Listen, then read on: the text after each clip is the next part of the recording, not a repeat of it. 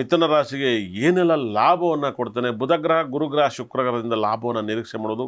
ಮಿಥ crystal ಯಾವ ಕ್ರಿಸ್ಟಲ್ನ ಕೊಟ್ಟಾಗ ನಿಮಗೆ ಯೂಸ್ ಆಗುತ್ತೆ, ಲಕ್ ಬರುತ್ತೆ. ಅದೇ ಥರ ಉಪರತ್ನಗಳನ್ನ ಯಾವುದನ್ನು ಯೂಸ್ ಮಾಡಿದ್ರೆ ಒಳ್ಳೆಯದಾಗುತ್ತೆ, ಯಾವ ಟೆಂಪಲ್ಗೆ ಹೋದರೆ ಒಳ್ಳೆಯದಾಗುತ್ತೆ ಅನ್ನೋದು ಕೇಳೋಣ. ಮೊದಲಿಗೆ ಮಿತಾ ಮೇಡಮ್, ನೀವು ಮಿಥ ಕ್ರಿಸ್ಟಲ್ ನ್ಯೂಮರಾಲಜಿ ಆಗಿರೋದ್ರಿಂದ ಮಿಥುನ ರಾಶಿಗೆ ಹೇಗೆ ಅನಿಸುತ್ತೆ? ನಿಮ್ಮ ಫ್ಯಾಮಿಲಿ ಯಾರು ಮಿಥುನ ರಾಶಿ ಹುಟ್ಟಿದಾರ, ನಿಮ್ಮ ಫ್ರೆಂಡ್ ಸರ್ಕಲ್, ಹಾಗಾಗಿ ನೀವು ಹೇಳಿದಂಗೆ ಅವರು ಫಾಲೋ ಮಾಡ್ತಾರೆ, ಅದನ್ನು ರಿಸಲ್ಟ್ ಕೂಡ ಬರ್ಬೋದು, ಚೆಕ್ ಮಾಡ್ಬೋದು. ಏನು ಅನಿಸ್ತಿದ್ದಾರೆ ಮಿಥುನ ರಾಶಿ ಬಗ್ಗೆ? ಯಾವೆಲ್ಲ ಈ ಹೂವನ್ನ ಯೂಸ್ ಮಾಡಿದ್ರೆ ಪಾಸಿಟಿವ್ನ ನೋಡ್ಬೋದು?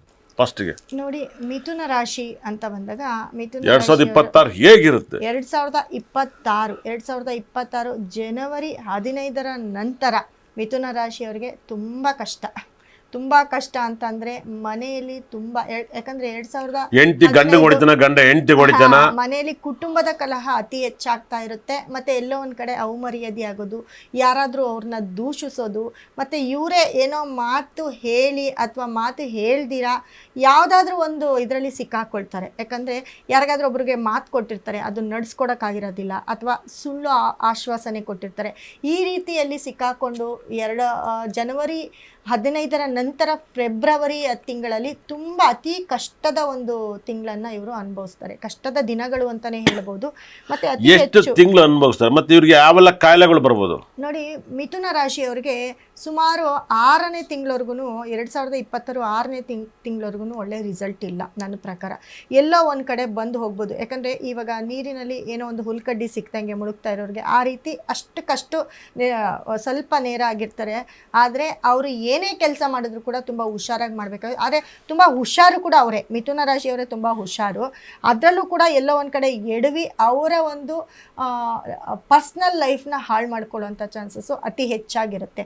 ಯಾಕಪ್ಪ ಅಂತಂದರೆ ನೋಡಿ, ರಾಶಿಯಾಧಿಪತಿ ಬುಧ ಬಂದು ಅವರಿಗೆ 8ನೇ ಮನೆ ಅಂದರೆ ಕಟಕ ರಾಶಿಗೆ ಬರ್ತಾರೆ.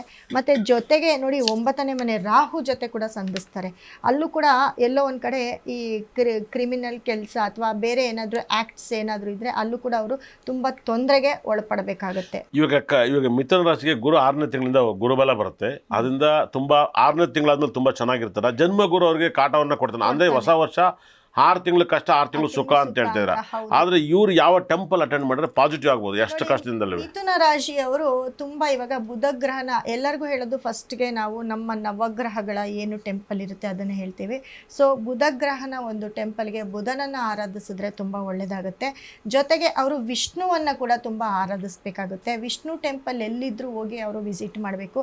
ನೋಡಿ, ಅವರ ಕಷ್ಟಗಳ ಕಾಲಕ್ಕೆ ಇವಾಗ ನಾಳೆ ವೈಕುಂಠ ಏಕಾದಶಿ ಬರುತ್ತೆ. ಆಮೇಲೆ ಮೇಡಮ್ ಅವ್ರಿಗೆ ಅವತ್ತಿನ ದಿನ ಅವರು ಉಪವಾಸ ಇದ್ದು ವ್ರತ ಮಾಡಿ ಏನಾದ್ರೂ ಒಳ್ಳೆ ಪೂಜೆ ಮಾಡಿದ್ರೆ ಖಂಡಿತ ಅವ್ರಿಗೆ ಫಲನೂ ಸಿಗುತ್ತೆ. ಯಾವ ಸ್ಟೋನ್ ಯೂಸ್ ಮಾಡ್ಬೋದು ಅಂದ್ರೆ ಇವಾಗ ತುಳಸಿ ಬಿಲ್ಪತ್ರೆ ಗ್ರೀನ್ ಬರುತ್ತೆ, ಗ್ರೀನ್ ಯೂಸ್ ಮಾಡ್ಬೋದು ಅವ್ರಿಗೆ ಒಳ್ಳೇದಾಗ್ತಾ? ತುಳಸಿ ಬಿಲ್ಪತ್ರೆ ಮತ್ತೆ ಆ ಮರಗ ದವನ ಏನಿರುತ್ತೆ ಆ ದೇವರಿಗೆ ಅರ್ಪಿಸುವಂಥದ್ದು, ಅದು ಅತಿ ಹೆಚ್ಚು ಅವರು ಟೆಂಪಲ್ ಕೊಡೋದು, ಅವ್ರ ಮನೇಲಿ ಯೂಸ್ ಮಾಡೋದು, ಈ ರೀತಿ ಮಾಡ್ತಾ ಬಂದ್ರೆ ಅವ್ರಿಗೆ ಪಾಸಿಟಿವ್ ಜಾಸ್ತಿ ಆಗುತ್ತೆ.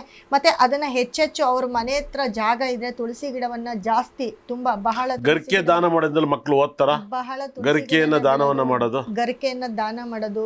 ಮತ್ತೆ ಅವ್ರಿಗೆ ತುಂಬಾ ಪ್ರಾಬ್ಲಮ್ ಅಲ್ಲಿ ಸಿಕ್ಕಾಕೊಂಡಾಗ ಹಸಿರು ಸೊಪ್ಪು ನಾವೇನ್ ತಿಂತೀವಿ ಆ ಸೊಪ್ಪನ್ನ ಕೂಡ ತಗೊಂಡು ಯಾರಿಗಾದ್ರೂ ದಾನ ಮಾಡಿದ್ರೆ ಒಳ್ಳೇದಾಗತ್ತೆ.